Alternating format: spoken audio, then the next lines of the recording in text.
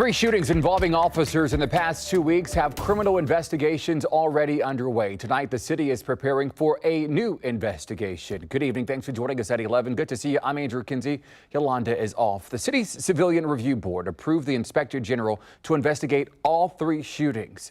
The first shooting happened August 22nd when an officer fired shots after responding to a report of a disturbance. No one was hit. Then 5 days later, an officer shot a 17-year-old as he tried to run from a vehicle after a traffic stop. That teen survived. And 3 days later, Donovan Lewis was killed after being shot by an officer serving a search warrant. The shooting death of Donovan Lewis still has many here in our community on edge. This past weekend, there were several protests. At one, a Columbus Police dialogue team was there, working to connect with demonstrators.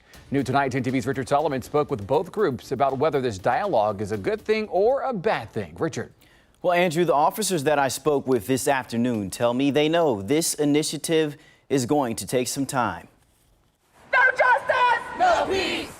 Emotions were expressed freely, reaching the ears of community members in pain. This weekend was about showing up for Donovan's family. Ramon Obey II says his heart still hurts for the family of Donovan Lewis. Last weekend, he and others voiced their concerns. Justice for Donovan Lewis! In the crowd on Saturday were Columbus Police Sergeants Stephen Dyer and Colin Straub. They weren't there to police, but to support. Our goal is to work with them so we can work together to accomplish a peaceful protest. The two are a part of a Columbus Police dialogue team.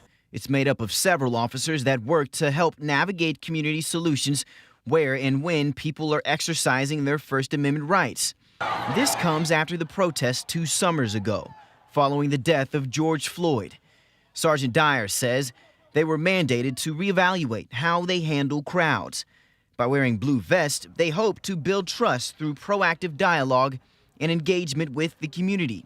Sergeant Straub says they've been to numerous gatherings and protests throughout the summer.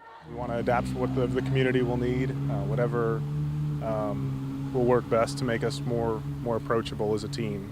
But this initiative is not sitting well with Obey. You think over time this will help grow trust between police and people in the community? No.